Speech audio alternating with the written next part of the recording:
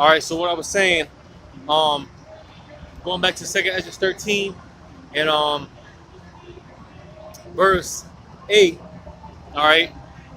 Second Ezra 13 and 8. It says,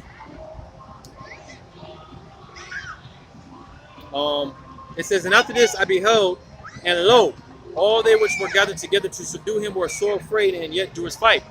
All right, because I was making the point that when Yahushua shows up, all right, this is going to be the midst of World War III. All these nations are going to be fighting each other, and then when Yahushua cracks forth through those clouds, so-called black man cracks through those clouds, man. All right, as well as all the other, angels and whatnot. All right, again, this is going to be a sight. Hey, this is not going to be a pretty thing, man. No, because again, when Yahushua shows up, and he's showing up to get busy, man. All right, he's coming to put in that work, man. And this is going to be a scary fight, a scary sight. So this is why the nations, man, they're not going to want to fight. They're not going to want to. All right, but just like during the time of ancient Egypt and Pharaoh, all right, the scriptures tell you that the Lord hardened Pharaoh's heart. Why? To fulfill His will. And just like today, man. All right, when those soldiers in these different armies, they're not going to want to fight, but Yahushua is going to put it in their mind. All right, because there's no such thing as free will. All right, ultimately we are all under mind control. And that's the fear of Yahweh Shemel Shai. That's why we ought to fear Yahweh Shemel Shai, because hey, man, He could put it in our minds to lead the truth, to become a sodomite or whatever, man. That's a very scary thing. But nevertheless, man, hey, Yahweh Shai is going to put it into their minds to fight Him. All right, because again, they're not going to want to fight. They don't want to smoke with Yahweh Shai. But the Lord's going to put it in their minds to fight Him. And what's going to happen? What's going to come out of that big chariot that Yahweh Shai is showing up in?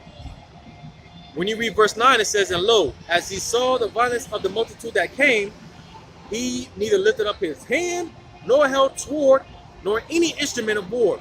But only I saw that he sent out of his mouth as it had been a blast of fire, and out of his lips a flaming breath, and out of his tongue he cast out sparks and tempests. All right. So basically, man, again, when all these different nations are fighting each other, and Yahushua shows up, all right, they're all going to turn. They're going to stop fighting each other. They're going to turn their worthless guns, weapons, and whatnot to try to fight Yahushua. And what's Yahushua going to do, man? He's not going to lift up a finger or anything. All right, what's going to come out of that chariot, that massive chariot, is basically a big laser beam. It's going to just zap them all, man. Just one big zap, take them all out, just like that, man. And when you read on, it says, verse 11. Matter of fact, I read verse 10 again. It says, but only I saw that he sent out of his mouth as it had been a blast of fire. Now, that mouth is talking about the out of the chariot. All right. It says, and out of his lips a flaming breath, and out of his tongue he cast out sparks and tempests. So basically, one big ass laser beam is going to zap all these people up, man. All right, talking about over there in the valley of Jehoshaphat, and this is going to be the final judgment. All right, to these nations and whatnot, because again, like I read in Isaiah 34, man, hey, the Lord's indignation is going to pour out upon all these armies. This is the judgment for the armies, these different nations, all right, for putting their hands on the children, the jewels, the precious jewels of Yahweh Shemel Shai. This is going to be their judgment, and this is their message to them from Yahweh Shemel Shai. This is their message. All right, that's why, like I said, reading in Isaiah 34. All right, come here. Hear, ye nations, all you nations, hearken. All right, because again, the Lord has a message for these nations. All right, and this is part of the message, man. Get ready to get blasted into smithereens. Because when you read verse 11, it says, and they were all mixed together, a blast of fire, the flaming breath, and the great tempest. All right, talking about that major laser beam that's going to blast these people into smithereens. This is what it's talking about.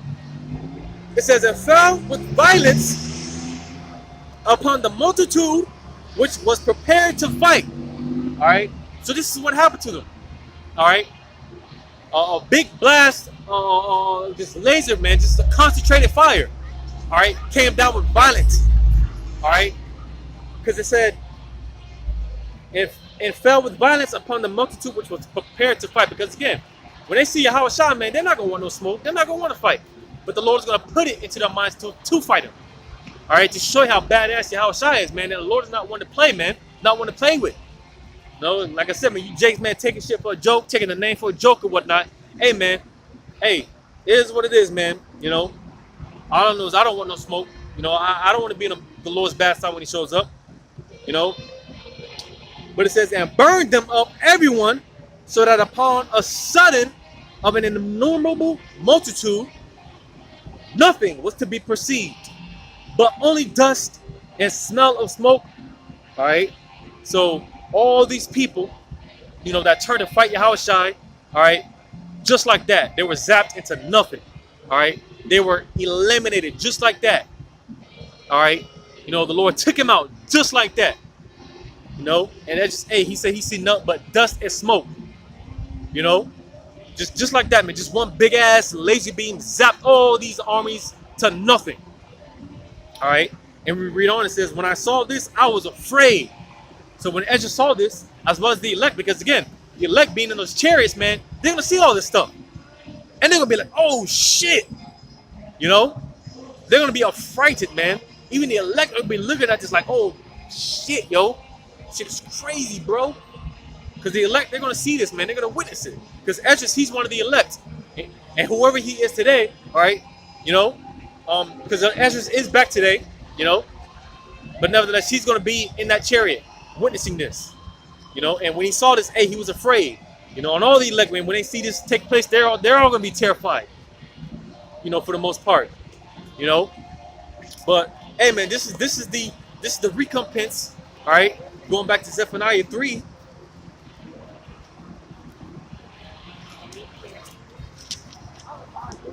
So this is why we gotta wait, man. All right, because hey, Yahushua, hey, when he comes to do his thing, man, you know, hey, you know, Lord's will, we be on the elect, man. We be in those chairs, man. We ain't got nothing to worry about. So that's why you Jakes, man, you trying to go about things your own way, establish your own righteousness. You gotta wait on Yahushua, man. Going back to Zephaniah 3 and 8, it says, therefore wait ye upon me, saith Yahweh, until the day that I rise up to the prey. All right, talking about Yahushua. Because again, when you read on, it says, for my determination is to gather the nations, that I may assemble the kingdoms to pour upon them mine indignation, and even all my fierce anger.